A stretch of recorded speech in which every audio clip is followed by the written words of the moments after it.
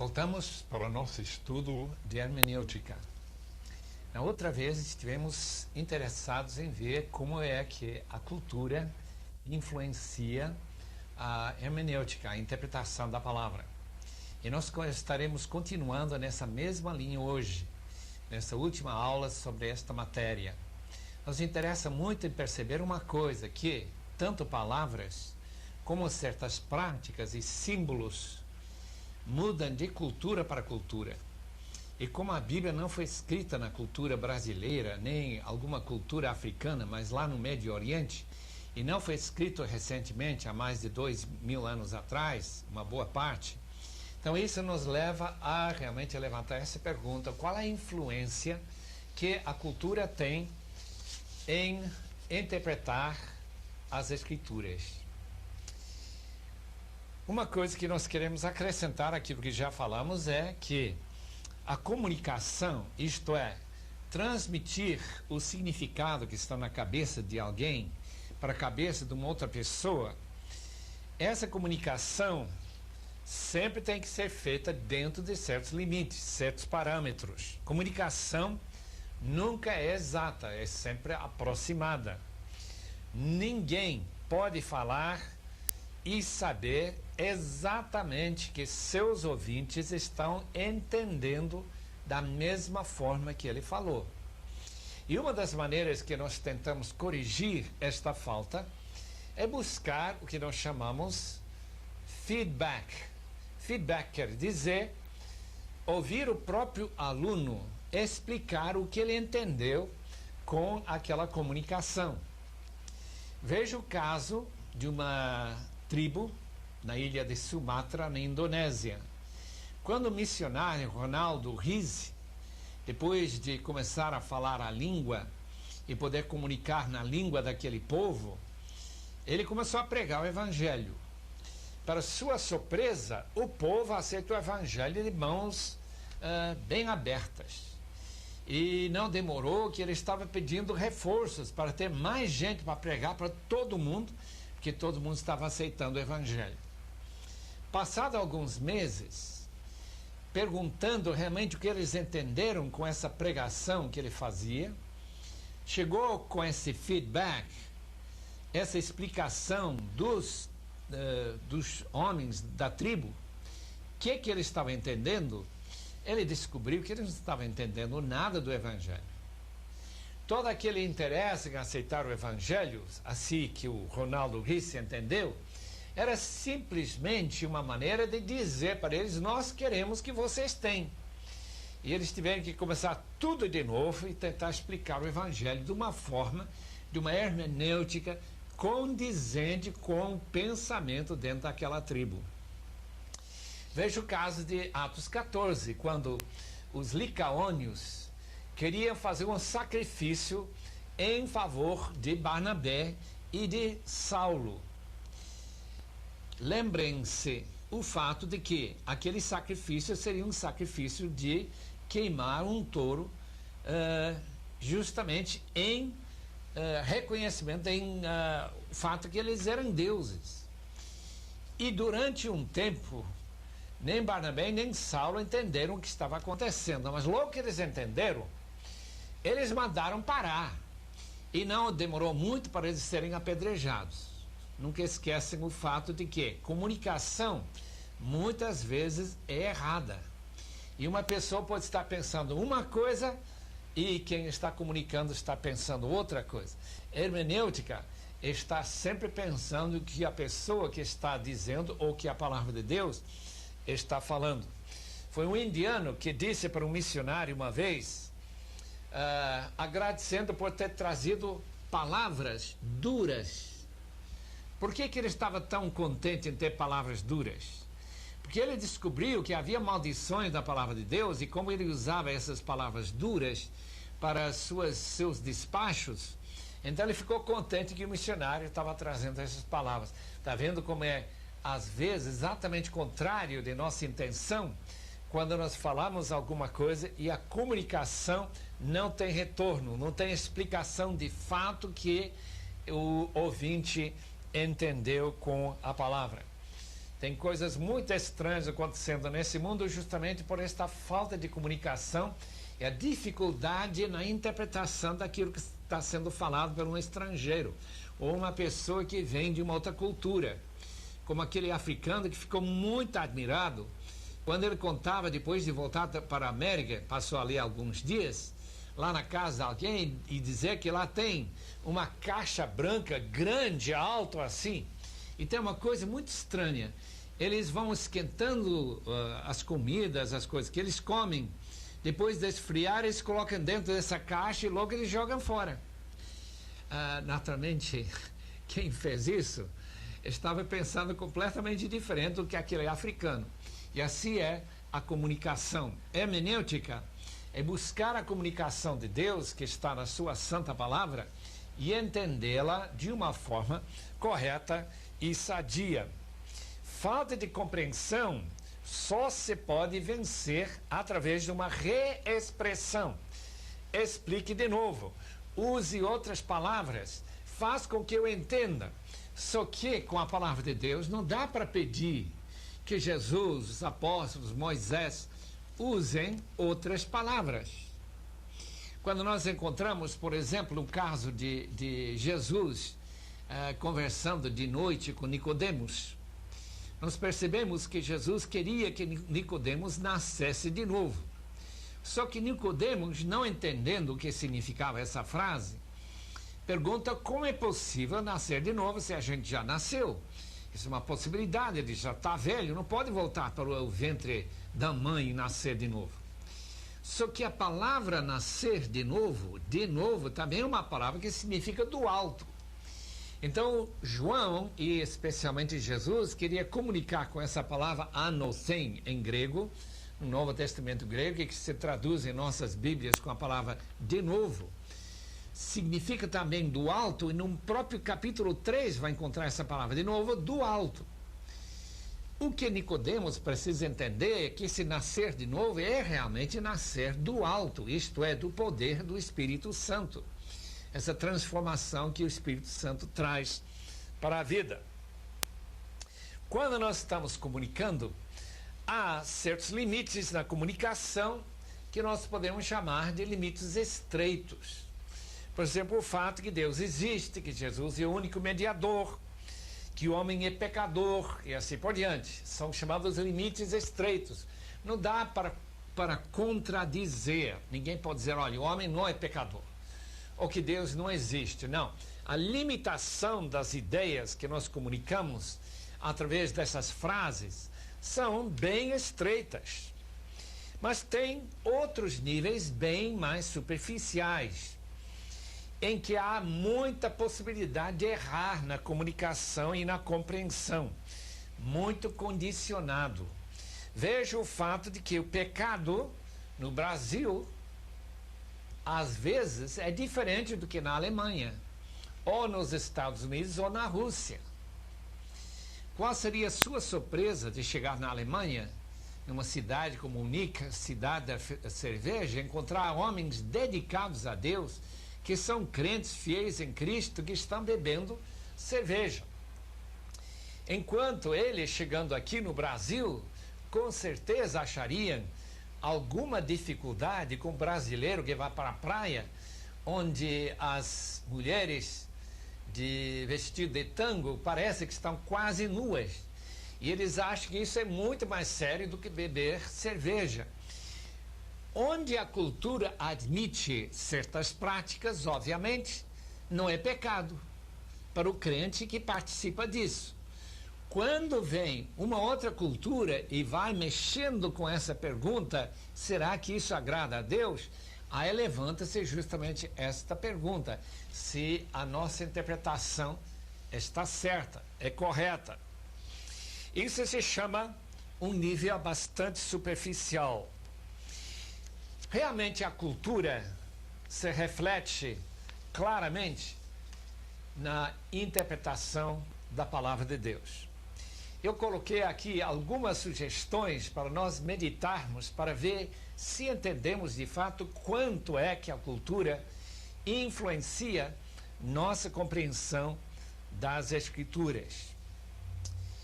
quando há grande concordância, áreas de grande concordância, não se discute quase nada. Os hebreus, os israelitas, entenderam que Deus existia. Moisés não vai gastar nenhuma linha para tentar provar que Deus existe. Por quê? Porque nós concordamos que ele existe. Então, na área em que concordamos, não é necessário comunicação. É só chegar a entender que a palavra Deus, ou a palavra Theos em grego, ou a palavra Elohim em hebraico, significa mais ou menos a mesma coisa. Significa o Deus único, Criador dos céus e da terra.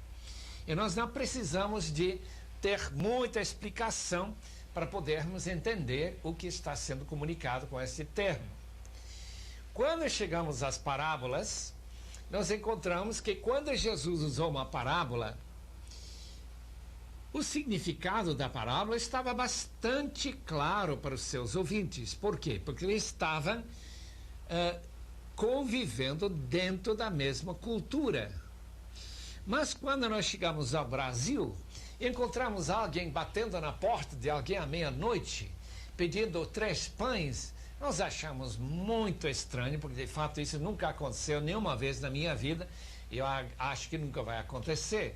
Não faz parte de nossa cultura que um vizinho vai precisar colocar 3 pães diante do seu hóspede que chegou assim tarde de noite. Em primeiro lugar, porque a maneira que ele chega não veio a pé, ou não veio montado num jumento. Ele veio talvez de avião, ou de carro, ou de ônibus. Ele já teria comido antes de chegar à meia-noite sem comer há várias horas. Então a própria situação da parábola, que era comum para aquela época, não é comum para a nossa época. Isso pode dificultar bastante nossa compreensão da parábola. Aquele irmão Kenneth Bailey, que escreveu as parábolas de Lucas, que já mencionamos, vão lembrar que ele vai entrando nesta área de parábolas de Lucas e mostrando que a cultura realmente traz muita compreensão nova em relação a cada uma dessas parábolas do autor bíblico. Número 2, separados da cultura de Jesus, podemos perder completamente a razão que Jesus vai passar pela Samaria. Por que ele não passaria, isso é em João 4, porque ele não passaria pelo caminho comum? Por que Jesus pediria que aquela mulher samaritana trouxesse seu marido? Por que Jesus não precisa apenas dizer, como ele já sabia, que ela tinha 5 maridos e aquele com que ela convivia não era seu marido? Era só informá-la e ela sentir a convicção do pecado. Não, o problema é que ela não pode fazer nenhuma decisão sem o marido compartilhar essa decisão. E quando Jesus diz, chama teu marido, para ele também tomar a decisão junto com ela. Uma vez que ela não estava casada, então essa decisão ela estava livre para fazer sem pedir a presença do seu marido. São esses elementos culturais que podem até afetar nossa compreensão de um texto. Terceiro lugar, o problema maior ocorre quando as escrituras usam símbolos culturais que são familiares para nós, mas bem distintos ou diferentes das culturas antigas. Veja essa palavra manjedoura, ou veja a palavra hospedaria, quando diz que não havia hospedaria, não havia lugar na hospedaria. O próprio autor bíblico, Lucas, ele mostra que essa palavra traduzida hospedaria para nós em nossas Bíblias é a palavra em outro texto que fala de um quarto que era usado para hóspedes. E não era uma espécie de hotel onde Maria e José queriam se hospedar. Então, quando nós lemos essa palavra hospedaria, nós pensamos numa pensão, num pequeno hotel. Mas não é necessariamente assim, não. É uma casa comum, em que os animais estão dentro da casa e a manjedoura está no nível mais superior e os animais no nível mais baixo. Aí tem a proteção, tem o calor dos animais naquelas noites frias do inverno, e tudo ocorre lá naquela sala grande, mas tem outro quarto onde não havia espaço para Jesus e Maria, porque já estava ocupado. Então a gente percebe justamente a situação, uma vez que se entende um pouco sobre a cultura. Número 4, traduções boas da Bíblia nos ajudam a evitar falta de compreensão. Nós já mencionamos a Nova Versão Internacional. A razão que essa versão é importante é que ela está nos relembrando de certos fatores que nossas traduções mais comuns, por exemplo, a Vida Nova, que é atualizada ou a corrigida, não dá para entender da maneira certa. A tradução ao pé da letra, às vezes, pode dar uma ideia errada. Veja a nossa maneira de usar a palavra igreja. Eu vou para a igreja. No Novo Testamento, a palavra igreja não significa de maneira alguma um prédio. Não havia nenhum prédio que se chamava igreja. A igreja é apenas um grupo de pessoas que estão se comprometendo para serem fiéis uns aos outros, batizados em Cristo, pertencentes ao corpo de Cristo, que reúnem em qualquer lugar, como as igrejas subterrâneas da China. Não tem prédio, reúnem-se em casas. Nós encontramos isso através do Novo Testamento todo.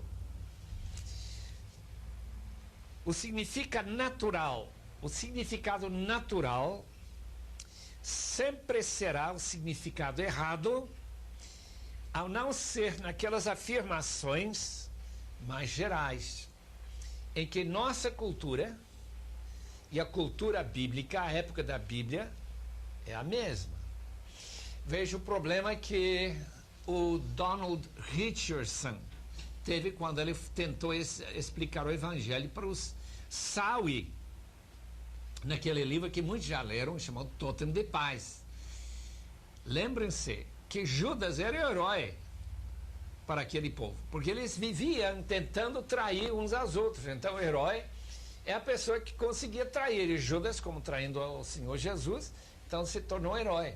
E foi uma das dificuldades imensas que o Richardson teve, de mostrar que essa interpretação estava completamente errada. E graças a Deus que ele conseguiu isso para eles. Nós encontramos Jesus chamando sua mãe de mulher. Nós não faríamos isso, mas naquela época era uma palavra de destaque, de honra. Não era nada de desprezo da parte de Jesus em relação a Maria. Então nossa cultura realmente traz uma ideia errada por causa de estarmos vivendo a uma distância cultural muito grande e distante. Ora, os 10 mandamentos, sendo universais, nos ajudam a ver a diferença entre o que é fácil de interpretar e aquilo que é duvidoso na interpretação. O que nós queremos agora, com a ajuda do professor Kraft, o Ralph Kraft, do seminário de Fuller, tentar explicar as diferenças de aquilo que é abstrato e aquilo que é bem concreto na prática. Quando se usa a palavra abstrato, estamos falando daquilo que realmente importa para nós. Palavras como amor a Deus, amor à igreja, amor aos irmãos, amarás ao teu próximo como a ti mesmo. Justamente aquelas áreas que dizem respeito ao fundo da vida espiritual da gente.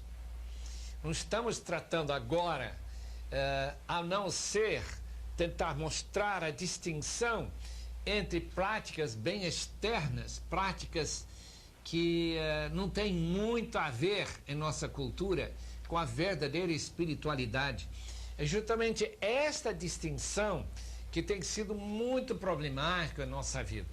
E nós precisamos pensar muito a sério sobre esses temas, como a doutora Lois McKinney, quando ela foi para o interior do Brasil, lá no Nordeste, Floriano, Piauí, ela ensinando no Instituto Bíblico, queria, nas palavras dela, que meus alunos reconheçam que ser cristão é mais do que observar regras e leis externas.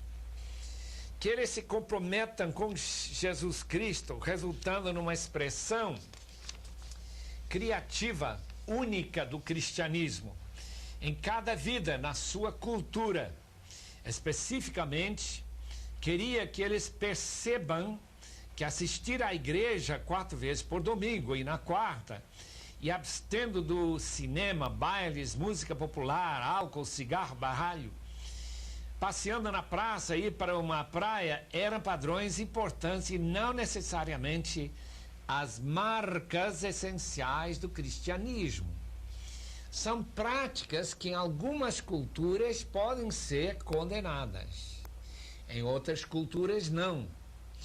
São externas, não demonstram necessariamente em certas culturas se a pessoa realmente ama a Deus ou não.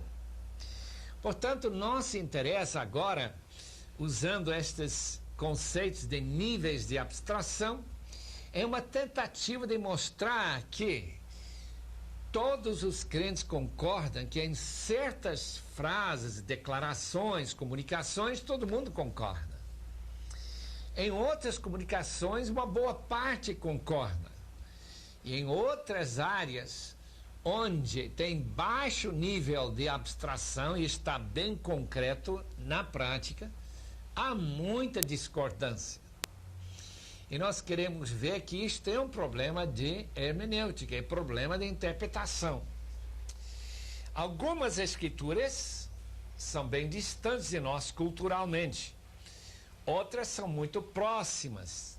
Resulta numa mistura de conceitos em relação àquilo que está certo e errado. Aquilo que é o que Deus quer ou não.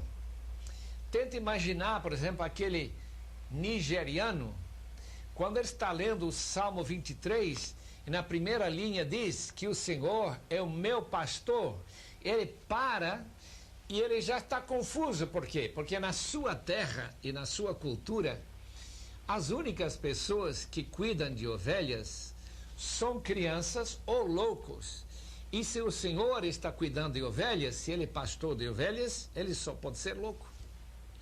Está vendo como é?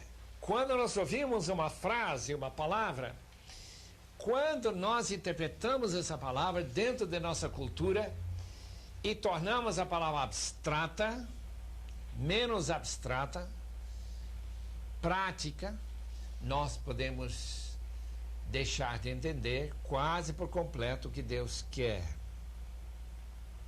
A pergunta que nós queremos fazer, portanto, é: qual é o nível de abstração?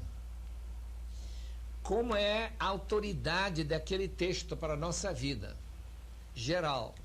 E, finalmente, qual é a vontade de Deus numa situação prática do dia a dia nosso, dentro de nossa cultura? Então, nós temos 3 colunas que nós queremos passar para os amados estudiosos da palavra. Na primeira coluna temos o alto nível de abstração, em que todo mundo concorda, tal como esta frase, que é o 2º mandamento da palavra de Deus, leia capítulo 10 de Lucas, que diz assim: amarás ao teu próximo. Segunda coluna, fundamento desta ideia, amarás ao teu próximo, e aplicando isso numa situação mais ou menos geral, mas não tão geral como é amarás ao teu próximo. Esta interpretação agora é: não roubarás, porque roubar é desprezar, não amar ao seu próximo. Agora, quando se prega e se ensina o que significa amar ao seu próximo, chegamos ao nível mais baixo da interpretação. Significa uma coisa numa cultura: não pegue o jumento do seu próximo, do seu vizinho, sem pedir permissão. Em outra cultura não tem problema nenhum, porque em certas culturas o jumento pertence ao mundo inteiro. Todos os animais pertencem a todos os membros dessa comunidade. Mas quando nós encontramos que em certas coisas que não é possível roubar, nós sabemos que nessa cultura já tem essa delimitação. Amarás ao teu próximo está incluído no 10º mandamento, não cobiçarás. Esse é o fundamento. Amarás ao próximo e cobiçar não dá para juntar. Um é alto nível de abstração, não cobiçarás é de médio nível de abstração. Não cobiçar a casa do outro significa exatamente agora aplicado dentro da nossa situação. Eu não vou cobiçar ou desejar a casa ou carro do meu vizinho. Por quê? Porque tudo faz parte desse mandamento principal, segundo mandamento, amarás ao teu próximo como a ti mesmo. E cobiça é criar atrito, pelo menos lá na mente e na cabeça, com o seu próximo. E começar a sentir inveja ou ciúmes dele. A terceira possibilidade, dentro desse amarás ao teu próximo, no nível médio, é não tratar com parcialidade. Não tratar alguém por ter uma cor de pele um pouco mais oscura do que a minha pele, então eu trato discriminando contra ele. Tiago é muito claro que quando ele diz que não devemos mostrar parcialidade nenhuma, é que nós estamos num nível mais baixo do que amarás ao teu próximo, que significa amar a todas as raças, a todos os gentios, judeus e o mundo inteiro. Mas tratar todo mundo com respeito na nossa cultura é tratar a pessoa como o Senhor, se eu não conheço o indivíduo, e não como você ou qualquer outra maneira que se aplica dentro de nossa cultura. Em outra cultura pode-se usar a palavra você. Eu lembro quando eu morava em Portugal, nós tínhamos que ter muito cuidado em nunca usar a palavra você para pessoas que não eram muito chegados, muito amigos. Nunca usar a palavra tu, a não ser que seja familiares ou pessoas com quem a gente está conversando constantemente. No Brasil, sentimos um pouco mais de liberdade. E tudo faz parte da aplicação e interpretação daquela frase, amarás ao teu próximo. Agora vamos passar para uma outra frase, o primeiro mandamento, amarás o Senhor teu Deus de todo teu coração. A autoridade e fundamento desse mandamento é não adorar um outro Deus. Por quê? Porque amar a Deus não pode condizer com este nível de adorar um outro Deus. Agora, passar na frente de uma igreja católica e fazer o sinal da cruz pode ser a aplicação disto, de amarás o Senhor teu Deus e não adorar outro Deus, de uma forma muito mais prática, num nível de abstração bem baixinho, segundo o Dr. Ralph Kraft. Tentar salvar a todos. Por que nós queremos tentar salvar os outros e testemunhar de Cristo? Essa já é a coluna do meio, que vai explicando o significar amar a Deus de todo o coração. Se eu amo a Deus de todo o coração, eu vou querer que os outros venham amar o mesmo Senhor. Porque desta forma, ele se torna mais exaltado, mais reconhecido. E nós sempre queremos exaltar e honrar as pessoas que nós amamos. Agora, Paulo explica que para ganhar o judeu, ele vai viver como judeu. Amar a Deus de todo o coração para poder salvar a todos, viver como judeu ou como gentil e tirar qualquer tropeço na vida, por exemplo, comer carne de porco no meio dos judeus, para Paulo seria uma afronta, seria criar um obstáculo para o judeu chegar a conhecer a Cristo. Nós encontramos naquela discussão no capítulo 15 de Atos justamente esta pergunta: como é que se ama a Deus de todo o coração? E viver no meio de uma comunidade que tem judeus. com certeza a gente não vai comer animais que ainda têm sangue nas suas veias, não vai comer sangue mesmo, não vai cometer fornicação. Judeus eram muito cuidadosos nesta área. Para viver dessa forma seria mostrar seu amor pelo Senhor. Novamente, quando em 1 Coríntios capítulo 10, versículo 31, a palavra de Deus manda que nós glorifiquemos a Deus comendo, bebendo ou fazendo qualquer coisa, ele está dizendo mostrar a glória de Deus, porque nós amamos a Deus e desta forma nós estaremos glorificando. Mas na prática, a pergunta que surge é esta: como é que eu posso glorificar a Deus bebendo um copo de suco de laranja? Ou uma água de coco? Já que o texto diz bebendo ou comendo, glorificar a Deus. Então, a interpretação no nível mais concreto, mais prático é glorificar a Deus quando a gente toma até um copo de suco de laranja. E como se faz isso? Dando graças a Deus, obviamente. A própria ideia de curvar a cabeça, fechar os olhos, dar graças a Deus quando nós comemos é uma maneira de glorificar a Deus, que é uma demonstração de um nível muito abstrato, amar a Deus de todo o coração. Mais um caso, mais uma ilustração. 1 Coríntios 14:40 manda que a gente faça tudo no culto decente e ordeiramente. Dentro deste quadro, na sinagoga ou na igreja primitiva, era necessário que as mulheres não criem problema com seus maridos, levantando perguntas para aqueles maridos que traziam uma palavra de revelação, uma palavra de conhecimento, uma profecia. E as mulheres levantando uma questão sobre isso poderiam desonrar seus maridos, e isso para Paulo seria uma falta de ordem no culto.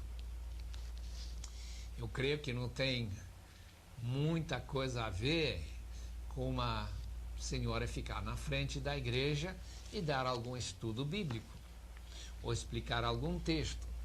Nós teríamos que ter muito cuidado nesta área, já que Paulo, em 1 Timóteo, fala claramente sobre a proibição das mulheres tomar autoridade.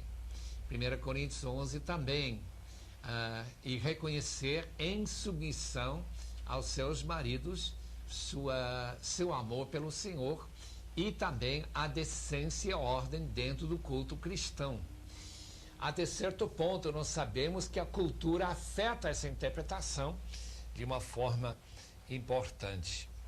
Assim, nos 10 mandamentos esboçados por Jesus, tanto em Deuteronômio como no Sermão do Monte, ou pelas palavras de Paulo em Gálatas 5:22 e 23, e muitas outras afirmações das Escrituras, parecem mais próximas à vontade de Deus para a conduta humana.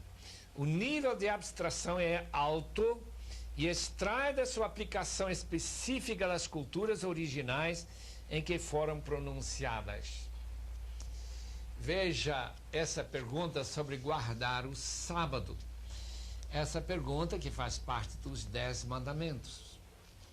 Mas quando nós encontramos os judeus da época de Jesus condenando os discípulos por estarem tirando as cascas das sementes dos grãos de trigo e comendo, que era uma coisa praticada naquela cultura, e dizendo que isso era trabalho, Jesus diz não, Jesus é o Senhor do sábado, eu autorizo que eles façam isto. E nós descobrimos a mesma coisa quando Jesus diz que ele purificou todos os alimentos, de maneira que nós comemos carne de porco sem nenhuma dúvida que estamos dentro dos parâmetros da vontade de Deus, não estamos com nenhum problema pensando que aqui estamos desobedecendo à vontade de Deus. Aquelas partes das Escrituras, assim diz Dr. William Smalley, aquelas partes das Escrituras que nos dão avaliações das motivações humanas, que motiva o homem, atitudes e personalidades, nos dão a mais profunda percepção para aquilo que é a vontade de Deus. Para conhecer a vontade de Deus, temos que olhar além do superfície para notar o mais possível sobre o que Deus quer de nós. Os exemplos da maneira que a vontade de Deus foi praticada no passado e em outras culturas é de muita importância para nós. Nos mostra como Deus deseja que nós mesmos usemos criatividade para perceber em nossa cultura, de fato, o que Deus quer. Passamos agora para discutir algo sobre interpretação e aplicação. Como que um texto aplica-se numa situação e não em outra situação? A aplicação começa, diz Dr. Glenn Johnson, que era da Faculdade Batista de Brasília, hoje está na Outra América, escrevendo em 1990, a aplicação começa quando alguém pode responder a seguinte pergunta sobre o texto: que é que Deus quer? Fazer a vontade de Deus é o alvo da nossa vida, esse é o grande objetivo da nossa vida aqui na Terra. Que é que Deus quer? Uma vez conhecida essa vontade, a aplicação dessa vontade se torna real, naquele nível bem concreto e prático. A aplicação tem dois componentes. Primeiramente tem componente geral, depois tem particular ou individual.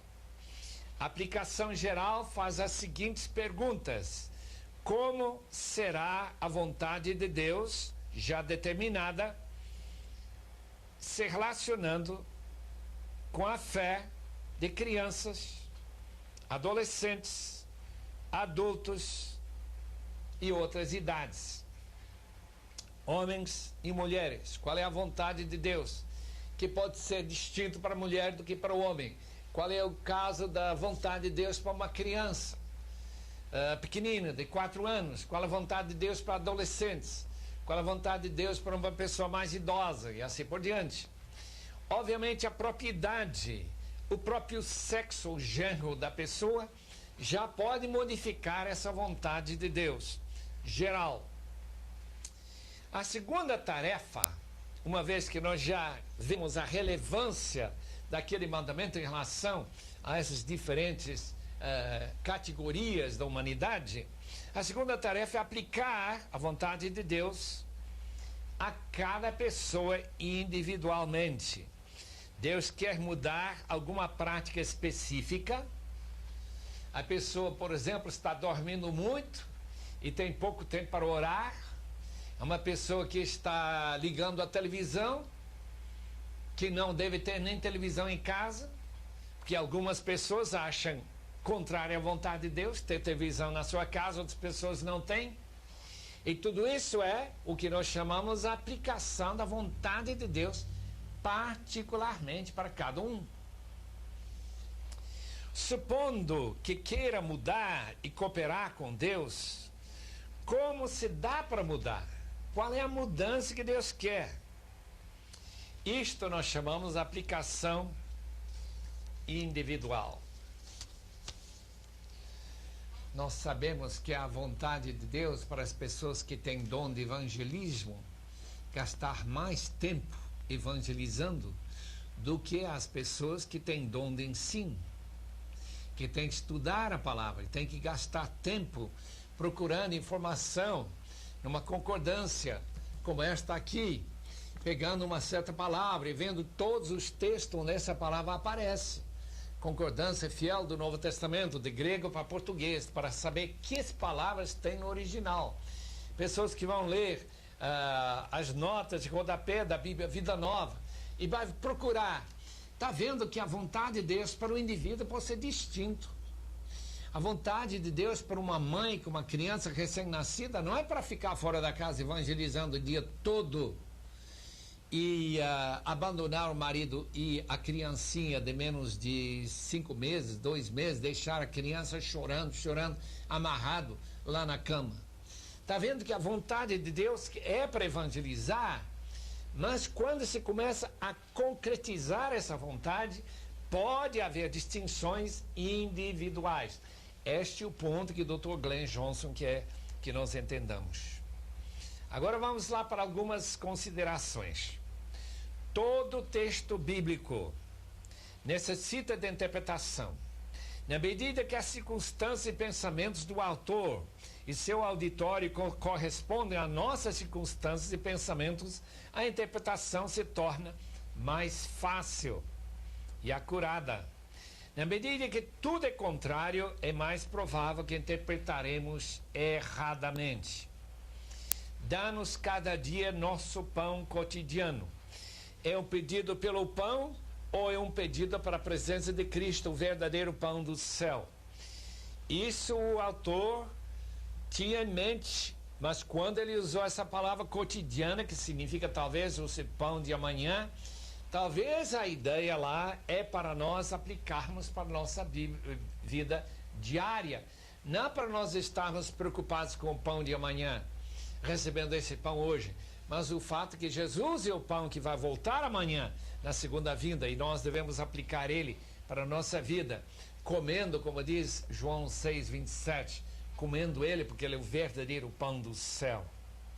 É importante procurar, portanto, o significado de um texto pela hermenêutica de suspeita e questionar, sempre estar questionando, será que eu estou entendendo corretamente esse texto?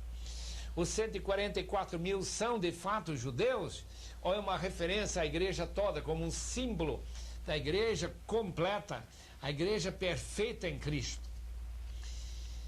Abster-se de sangue significa que a pessoa realmente não pode tomar nunca alguma coisa, por exemplo, chouriço, que tem um componente de sangue.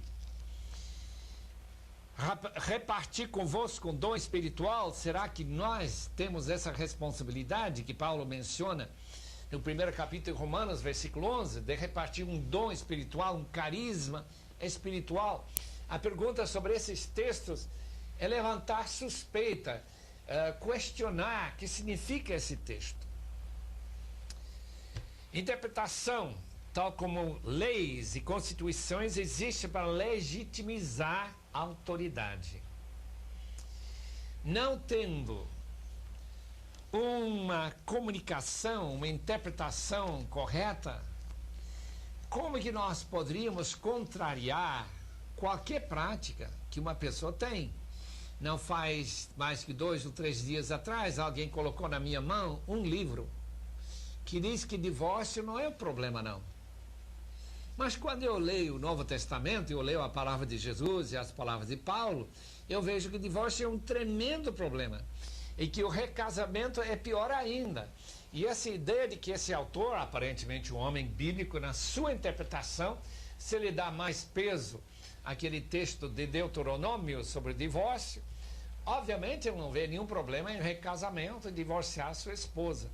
Os irmãos lembram que Jesus disse que por causa da dureza do seu coração. Então as práticas dependem da interpretação. E há muito perigo em certos livros em que o autor, tomando uma linha da interpretação errada, pode dar um ensino errado. Fazer a verdade, o que é importante, João 3, versículo 21. Não podemos escapar de nosso contexto, pensamento ocidental do século 21. Ilustração, divórcio, ministério de mulher, tanta coisa que a gente pode gastar ou não gastar dinheiro de certa coisa, quando há pessoas passando fome, a gente comprando Coca-Cola, assim por diante. Que é a vontade de Deus para a nossa época? progresso na revelação divina, interpretar o mais antigo pela luz do mais recente, já que Jesus Cristo e o apóstolo Paulo, João e Pedro são os autores que interpretam perfeitamente os ensinamentos do Antigo Testamento. E não nossa interpretação, que com certeza vai falhar. Não é que o Antigo Testamento não deve ser interpretado, deve ser, mas deve ser interpretado sempre à luz do Novo Testamento, aquilo que é mais recente. A hermenêutica realmente nos ajuda também a verificar a importância de alguma doutrina ou alguma prática. Estranhamente, tem grupos que nem batizam, não é que eles não batizam por aspersão nem por água funda. É simplesmente que eles não batizam, porque acham que não é importante. Tem alguns que negam que existem dons, justamente achando que no primeiro século já acabaram os dons. Isso tudo é hermenêutica, tudo é interpretação da palavra. Alguns não praticam disciplina na igreja, porque os membros não são membros de um corpo. Como eu entendo, a igreja seria no Novo Testamento uma família, mas são pessoas que vêm frequentando um culto e vão embora. Contribuem alguma coisa, pode ser, mas não tem disciplina da igreja.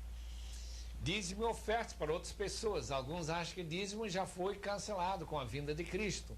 Outros entendem de outra forma. Tudo faz parte da hermenêutica. E os princípios da hermenêutica são necessários para chegar a alguma conclusão qualquer.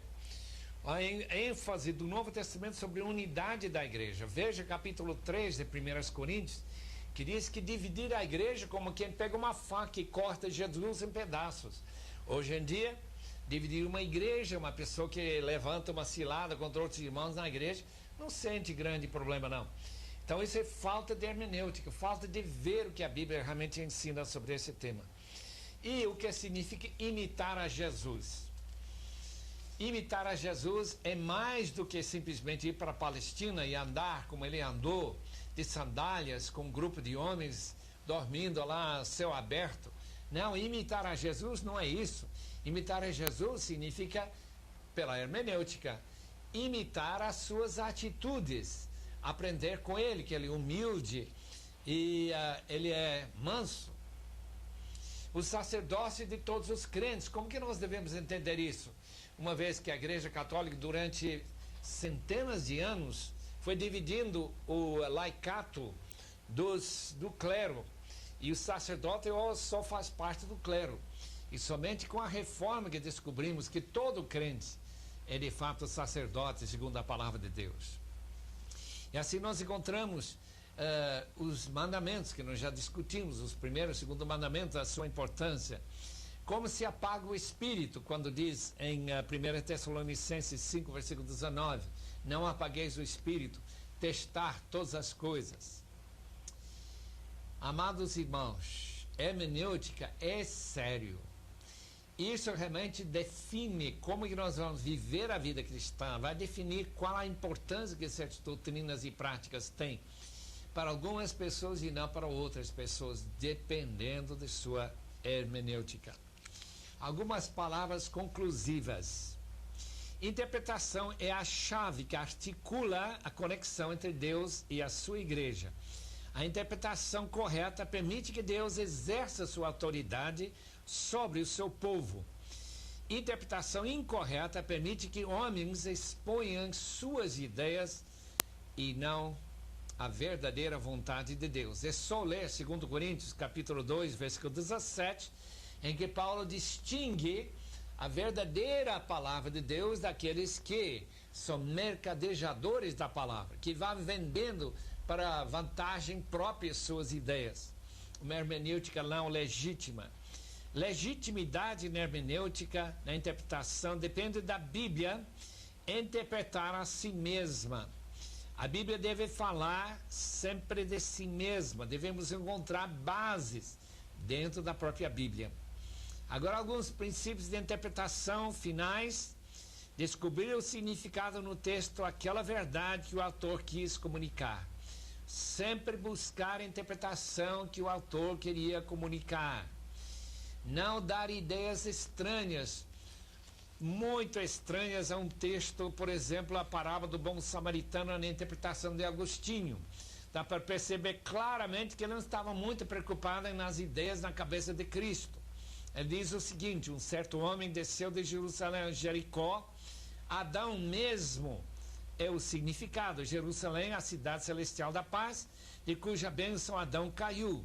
Jericó significa lua e significa nossa mortalidade, porque ele nasce, cresce, diminui e morre. Ladrões são o demônio e os seus anjos que tiraram dele, Adão, a sua imortalidade, espancaram-no, persuadindo-o a pecar e deixaram o meio morto, porque até o ponto que o homem pode entender e conhecer a Deus, ele vive.